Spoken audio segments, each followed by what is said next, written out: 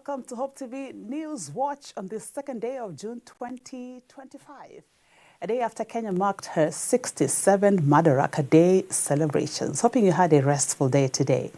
My name is Melissa Oduor. On the sign language is Boniface Muredi. Newswatch begins now. Now, activists Agatha Atuhaire and Boniface Mwangi have recounted how they were abducted from their hotel and tortured by Tanzanian authorities last month. The two had traveled to the capital, Dar es Salaam, ahead of the court session of opposition leader Tundu Lissu before the Tanzanian authorities located them. Mwangi has described the harrowing experience during his detention in Tanzania, alleging that security officers forced him to strip, tied him upside down and sexually assaulted him while mocking him. Despite the ordeal, Mwangi has vowed to soldier on in his quest to seek better governance for Kenyans. Voco Africa officials led by Hussein Khalid have condemned the violence and demanded full accountability from the Tanzanian government, stating that the brutality against the two cannot be ignored and no one should suffer for speaking the truth to the authorities.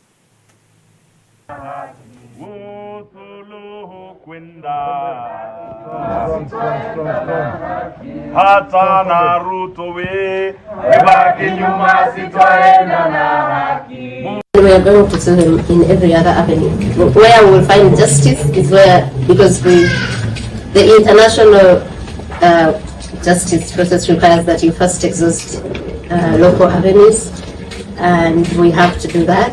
But like I said, we cannot expect justice from Tanzania, but we want to exhaust all other avenues, regional, the EACJ, which unfortunately also sits in Tanzania. And that also makes you wonder if we'll get justice from that, the African court. It is actually ready. They brought me out. They were still handcuffed and blindfolded. And they told me to strip naked. They stripped naked. When they stripped naked, they removed the handcuffs. And then I was grabbed by about 4 men. They lifted me up so fast.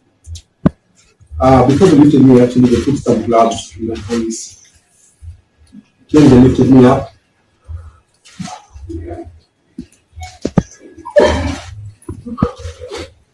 Lift me up and tied me. I sat down. There's a focus online about what they did to us. It's in the back. You can distribution and then talking.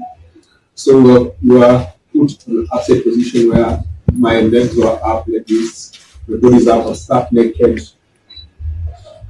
And then they started beating my feet. So they beat me, massaged my feet. Beat me, massaged my feet. I was screaming so hard. I couldn't even, there was no tears coming out because of how painful it was. One of them said, put his hand in his mouth, so they put my hand in my mouth. And they would tell me, stop screaming, kids are sleeping. And then to drown my screams, they were playing, they opened the car, they could hear them, they were playing gospel music in the background. They beat me, then they removed the handle from my mouth and they started questioning me. Asking my name, where are you from, why are you here, who sent you, why are you coming to stabilize our country? And then they said, welcome, moto.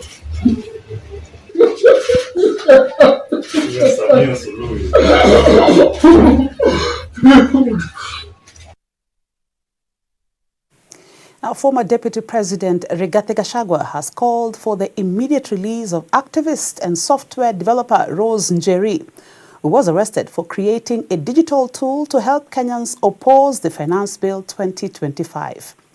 Njeri was arrested last week and is being detained at the Pangani police station. A cross-section of activists yesterday flocked the police station demanding audience with the authorities. However, their efforts were futile.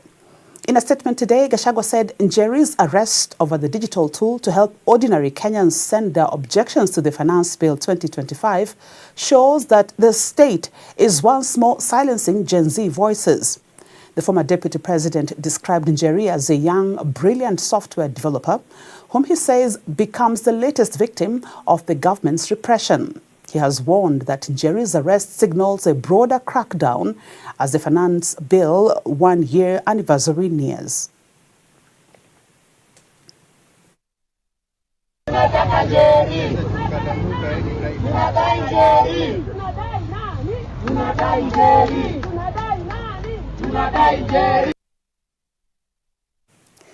Embu Governor Cecily Mbarire has fired a warning shot at unnamed officials within the United Democratic Alliance (UDA) and government circles, accusing them of plotting to undermine her authority. Mbarire, who doubles as the UDA national chair, says that she will not remain silent anymore as senior government officials work to destabilize her locally and within the ruling party's national leadership. Speaking during Madaraka Day celebrations in Beres South constituency, Mbarire alleged that the unnamed officials have been holding secret meetings within the county to ostensibly plot for her political downfall, but declared that she was ready to face them head-on. She has threatened to disclose their identities if they continue with their plot. Now, her remarks comes days after Deputy President Professor Kithure Kindiki made an unannounced visit to Embu town, where he met traders and residents over rising insecurity. The visit has fueled speculations of brewing tensions within the party's ranks, with a mounting discord threatening to hurt UDA's grassroots support in the county as well as Mount Kenya East region. Mimi mnajua mimi ni chairperson wa UDA party. Na kama kuna mtu amepigwa juu ya kusupport serikali ni mimi Kalinda. Lakini nimeanza kuona kuna watu wameanza kunipangia njama na ni watu wako kwa serikali ile mimi napigania kila siku. Most officers from Nairobi who are coming to Embu to hold night meetings to fight elected leaders. Na hawana heshima. Na wanajifanya wanaelewa siasa ya Embu kutuliko sisi. When we are working round the clock to fight for this government, tunaambia wakome. Wanajijua those officers. Na wakiendelea, I will mention them. Na niwaambie hivi, mimi ni wa before, nimekuwa katika siasa miaka mingi. Msiniletee, otherwise I will talk. Msiniletee vita kutoka Nairobi. Muniambie mmekuwa wapi wakati tumekuwa tukipigania William Ruto hapa Embu. Vita kubwa sana. Tukazunguka hii county na MCA na deputy. Tukisema kujeni tuingie kwa serikali tusaidie, tuweze kusaidika. Sasa mnatutolea vita Nairobi, mnatuletea hapa Embu. Sitakubali. You know yourselves.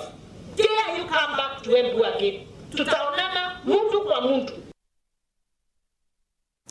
To some more politics now, leaders from the larger Western region have been encouraged to maintain peace among themselves as one way of preserving the region's harmonious coexistence amid differing political alignments. According to Bumula MP Jack Wamboka, it is time Western region leaders set aside their political differences for the sake of the residents. He has urged President William Ruto to standardize development projects in the country. Wamboka was speaking during a celebration to mark the retirement of Hasolo Chief Lucy Makoha, held in Bumula. The retired chief, on her part, hailed the residents for working hand in hand with the local administration for the past 25 years, despite the myriad of challenges facing the area. Viongozi wetu huko juu ni kufikiria leo tutapigana, tutapiga Wamboka hapa chini, tutapiga Majimbo Kalasinga, tutapiga na Tembea. Hiyo ndio wanafikiria peke yake. Lakini wakiona wenzao huko nje, kina William Ruto, kina Uhuru Kenyatta, kina Raila Odinga, wale ambao wanataka wapigane nao kimiringa. Tumepoteza network.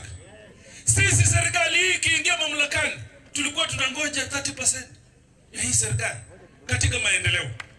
Na mimi naomba Rais Ruto kama rais wa Jamhuri ya Kenya, hii maendeleo balance kila mahali. Balance kila mahali, sisi wote ni watoto wako. Na wewe Mheshimiwa Rais, ukiona ugumu iko hapa katikati, weka network direct kwa wananchi. Hii watu wa katikati hawa 30% hatuioni. Enyuma hapo na 30%. Hii wiki rais ako Nyanza siku 4. Juzi amekuwa Mount Kenya. Umeona? Leo hii mimi nasherehekea miaka 25 kwa uongozi nikitawala Hasolo na Napara location, na hao watu sikujua wananipenda. Kazi yetu ya utawala ina changamoto. Wale saa zingine unashika kwa sababu amevunja sheria, anaona wewe ni adui. Lakini nimewaona, ninawapenda, ninawaenzi, hata ninaona wivu kwenda nyumbani.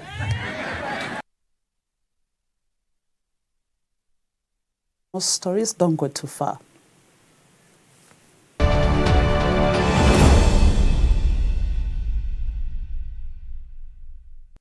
Hope TV is where you look and live, with an excellent selection of the best Christian programming consisting of local and international content of inspirational stories, talk shows, Bible commentary, youth, health shows, children entertainment, contemporary gospel music, extended times of worship, live broadcast, news, movies, drama, Christian ministry programs, and so much more. Hope TV is another quality service from Christ is the Answer Ministries, with over 45% of authentic and credible local content every week. Hope TV is a sister station to Hope FM, Kenya's leading Christian radio station, with footprints across the country. Tune in to Hope TV, where you look and live. Going back to the heart of worship. Whether up the mountain or down the valley, we were created to worship God. Enjoy carefully selected worship music every Wednesday all day long. Oh, I will sing of the goodness of God.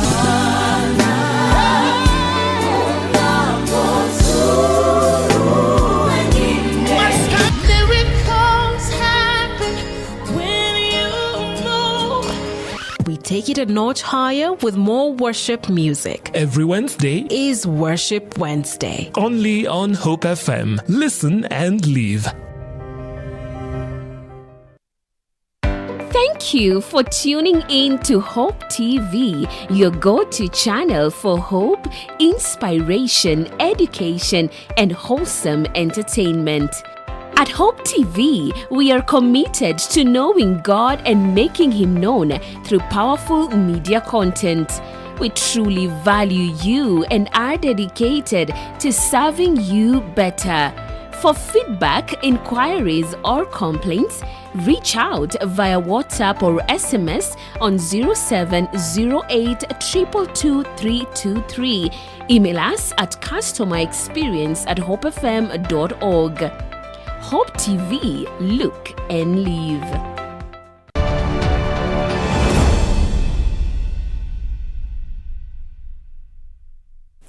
Welcome back. Now, critics of the competency-based education CBE system that replaced the 844 system continue to caution that its implementation will be its downfall, or lack of it. According to distinguished educator and advocate for talent development, Professor Humphrey Oduor, the education system currently implemented in primary and junior secondary schools was a crisis in the making, pointing out that it had glaring challenges at its inception and will continue to be a challenge given the poor leadership, lack of infrastructure, and poor policies to ensure its implementation. Speaking at the Kisumu Girls High School during a career day attended by students from various local schools, Professor Oduor, who is the president of the African Federation for Gifted and Talented, said it was further disheartening that the government was handling the skill-based education system poorly. We are willing to talk to the parents, talk to the government, to ensure that they understand that today we can do this right here in Kenya. If you ask the Minister for Education, will not tell you what CBC is. They'll tell you only the abbreviation C, B, and C, because they have no architectural origin. I am with Professor the late Odhiambo. We know what was supposed to happen.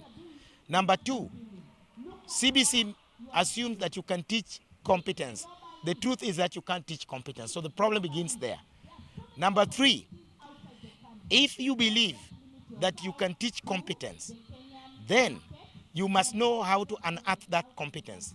Tell me today that the Minister for Education in Kenya, the President of the Republic of Kenya, forget the teachers and the parents, do they have a method or tool to unearth the competence of a 6-7-year-old so that they know, okay, fine, this is your competence, therefore we're putting you through this path. The Uasin Gishu County government has announced plans to appeal a High Court ruling that directed it to pay a contractor 1 billion shillings for breach of contract. Last week, Justice Robert Wananda ruled in favor of Zedcar Technical Limited Company, whose 35 million shilling contract to construct the Moiben Sub-County Hospital was terminated. According to Uasin Gishu Deputy Governor Evans Kapkea, the county had already paid the contractor for termination of the contract. Hence, the court's decision was unfair. Kapkea, while hinting at the county appealing the decision, asked the courts to always ensure public interest is taken into consideration when handling such cases. He said it would be impractical for the county to pay 1 billion shillings, which is almost a third of its total annual development budget. Peana contract 2015 na baada ya miaka moja hiyo contract ikasimamishwa na county ikaweza kuterminate ile contractor asiendelee na kazi. Contractor yule alitupeleka kotini na mwaka uliopita kotini iliamua kwamba tumlipe yeye 29 million ili tuweze kuendelea na kazi ya hospitali. Tumemlipa contractor huyo na sasa hivi tuko katika ile process ya kutafuta contractor mwingine kwa sababu hospitali ya Moiben tumeweka pesa ili iweze kuanza. Lakini juzi na sisi kama kaunti tukiongozwa na gavana wetu tunaheshimu mahakama, tunaheshimu kotini na tunajua kwamba ni independent. Na yule judge mwenye alitoa uamuzi kwamba yule contractor mara ya pili alipwe 1 billion kwa sababu ya kazi ambayo hakufanya na tulikuwa tumelipa yeye 29 million. Tungependa sasa zile wanafanya uamuzi waangalie interest ya county, waangalie service to the local wananchi na waone interest ya wananchi wetu wote wa Uasin Gishu. And residents and leaders in West Pokot County have protested over the illegal mining activities at Oduor, Kambikaraya, Laminyeusi, Takwel and Rumors areas. They want the venture stopped, citing exploitation by foreigners, environmental destruction, pollution, affecting education, land conflicts among clans, and alleged graft where a section of government officers and leaders are said to be abetting. The miners have alleged exploitation and harassment by the committee members who they say collude with foreigners to enrich themselves and pay the workers poorly. Area residents led by Sigor MP Peter Lochakapong, his Kapenguria counterpart Dr. Samuel Moroto, West Pokot woman representative Rael Akasiwai, and former governor Professor John Lonyangapo, who inspected the mines, told the media that all the ongoing mining activities are illegal. They highlighted that the illegal mining activities have also resulted in environmental pollution in the region and have called on the National Environment Management Authority, NEMA, to intervene in the matter. However, West Pokot County Commissioner Halif Abdullahi says the 2016 Mining Act is the primary law that governs mineral activities in mining, adding that the issue can be solved through the Mining Act, through the ministry, and the body responsible for regulating mining. Illegal commercial mining inafanyika katika sehemu hii. So unaona kwamba watu wamechimba mchanga mingi pande ile na kuleta hapa mtoni kwa kutengeneza gold.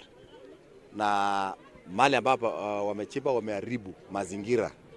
Kama hao waria wangetutogelea hapa. Because hii kwa huku hatuna shamba ya kulima, hatuna kile kitu ya kulima. Watu wametoka kuchunga, wamekuja hapa wamejitafutia, lakini unashangaa sana hao wanaanza kufukusia watu vitu kenye walikuwa wanataka kutafutia. So ni kama serikali imekubali watu wauziwe, please waacha kila mtu agawiwe kidogo kidogo wakule. At the end of it all kila mtu apate share yake. Isikiwe ni watu wachache wana benefit. Kuanzia hapa hii daraja ya Kainok mpaka pale Kambikarae along this river kuna mitambo karibu zaidi ya 200, na hiyo yote inategemea mchanga ambaye inachimbuliwa kutoka pande ile inaletwa na matipa hapa, na baada ya hao kutengeneza maana hiyo wamefanya hii hips imekuwa sasa kama milima kwa hii mtoni ambaye ilikuwa tayari hapo mbele nyuma ilikuwa flat, lakini sasa unaangalia hii milima yote, hii mchanga hii ambayo unaona ni milima sasa hii mchanga imetolewa kutoka upande wa juu, na hawa sasa hawatakuwa na uwezo ya kurudisha hii mchanga na kwenda kufunika mahali walitoa hii mchanga, ni ngumu. Na ndio tukasema watu wa NEMA, National Environmental Management Authority, kama hawa ndio walipeana leseni ya watu kufanya kazi hii, this illegal commercial mining, wajitokeze. To some regional news now, the national chairperson of Tanzania's main opposition party, Chadema, Tundu Lissu, has appeared physically in court as his high-profile treason case resumes at the Kisutu Resident Magistrates Court in Dar es Salaam. In a rare move aimed at promoting transparency, Tanzania's judiciary announced that the entire court proceedings will be broadcast live through its official digital platforms. The decision comes amid high public interest in the case and logistical constraints, as the Kisutu courtroom can only accommodate about 80 people. Lissu faces charges stemming from his public calls for electoral reforms in the country, a stance that has already seen his party Chadema barred from participating in the upcoming presidential and parliamentary elections slated for October.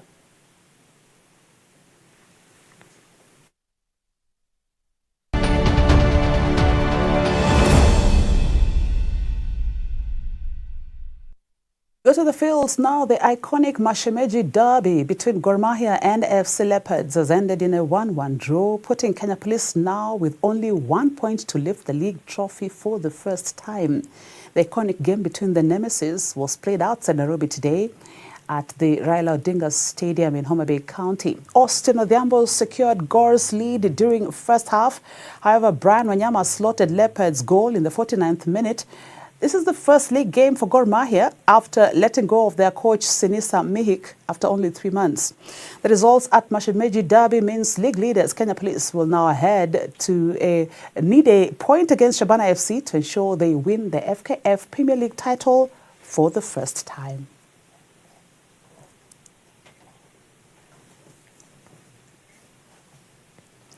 And that's how we wrap up Newswatch tonight. Thank you for your company. My name is Melissa Oduor. On the sign language has been Boniface Moredi. On behalf of the entire production crew that made this newscast possible, have a good night.